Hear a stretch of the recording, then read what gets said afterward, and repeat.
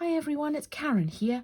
Day six of our 24 days of tags for 2021. I've loved seeing your variety, your creations, your interpretations on the themes. It's wonderful.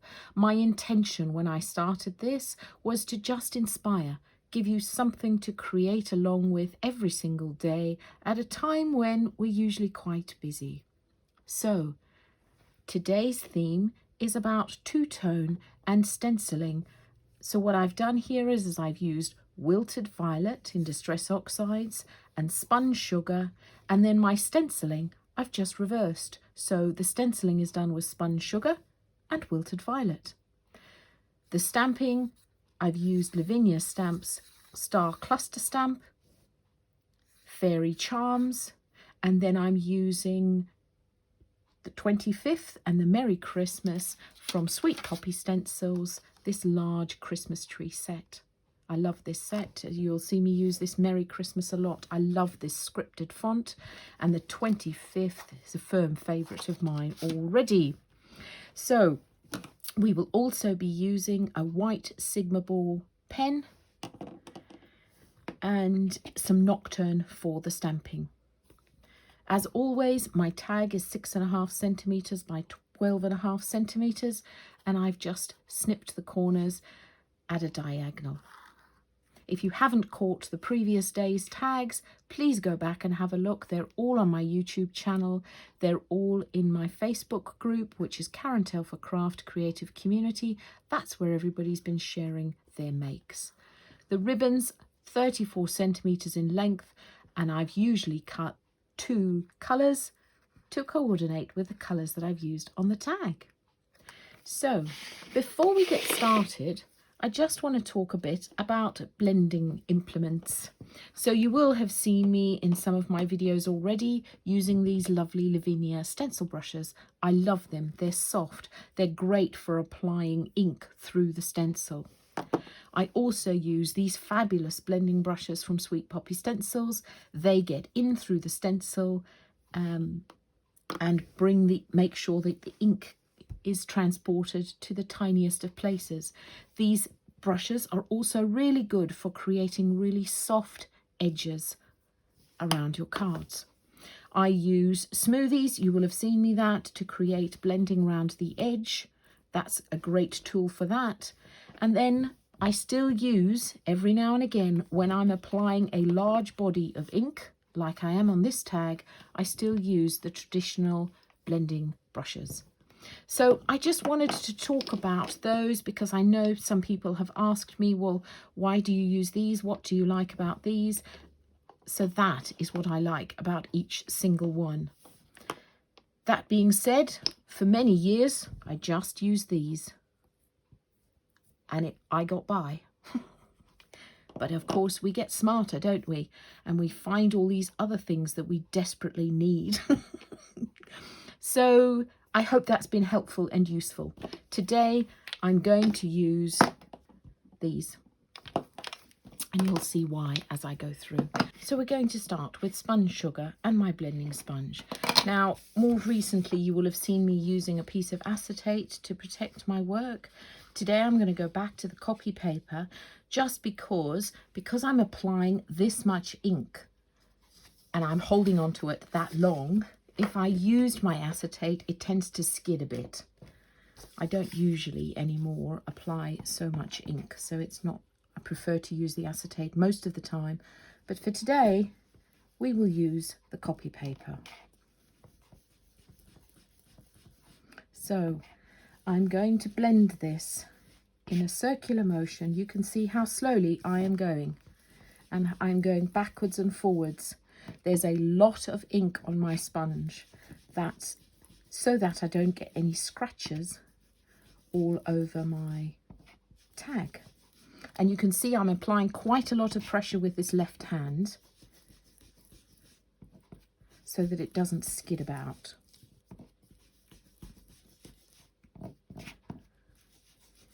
So you can see this blend is coming along really beautifully, super smooth.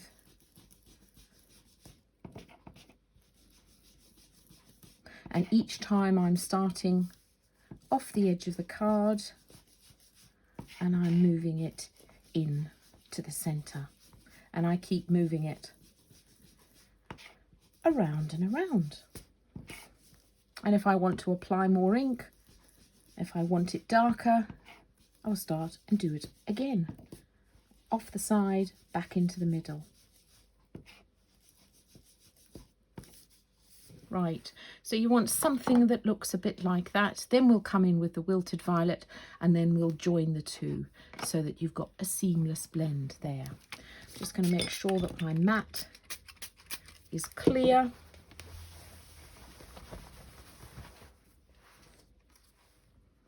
And I'm going to come in at the top with my wilted violet.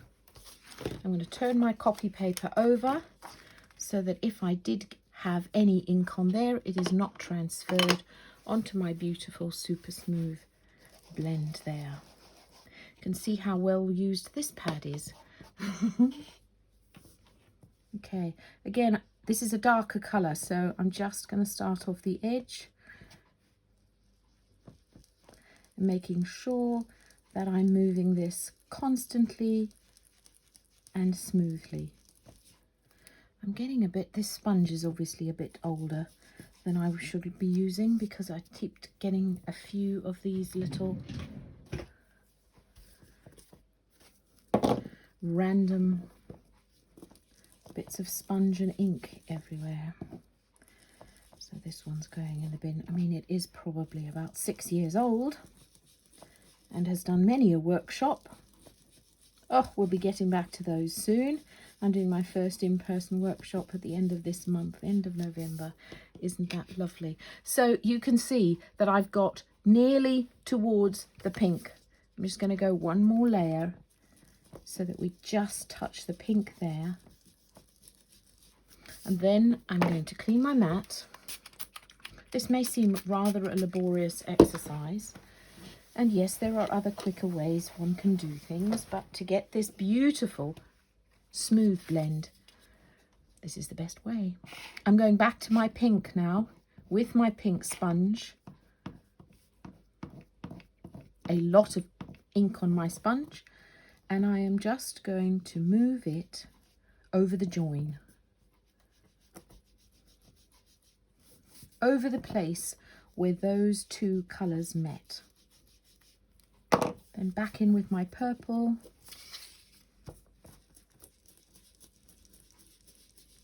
So that you're getting a really smooth blend across the two.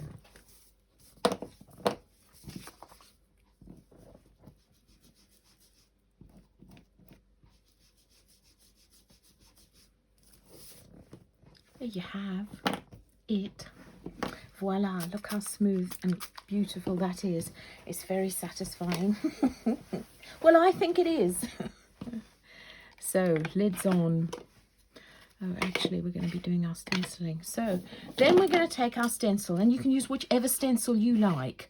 The one that I've chosen is this one from Lavinia Stamps called White Orbs. I love it because you've got the two sizes of the circles on the stamp.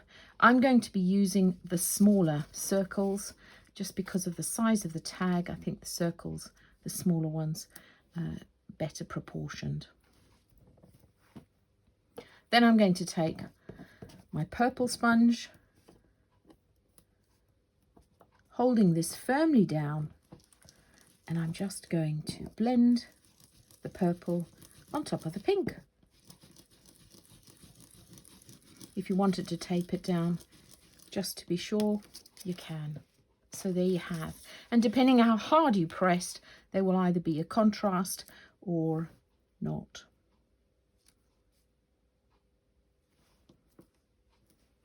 And then I'm going to take my pink, and this is going to be a lot more subtle.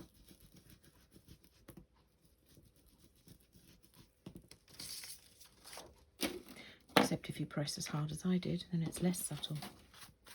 But there you have your tag. Now, a little less subtle than the original. But hey, do we need to be subtle in this world? Not all the time. Right. Now we can do our stamping.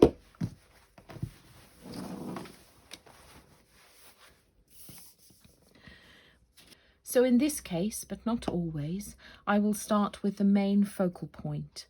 Sometimes you do start with the edges and work around, but this time I'm going to use the star cluster, which is my focal point here.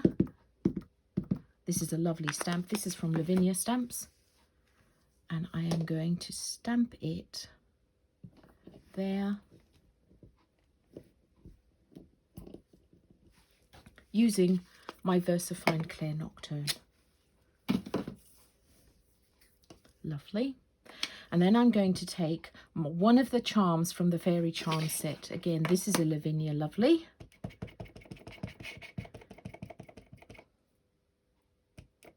And I always say, don't do that, don't I? So I usually say, take the ink pad to the stamp.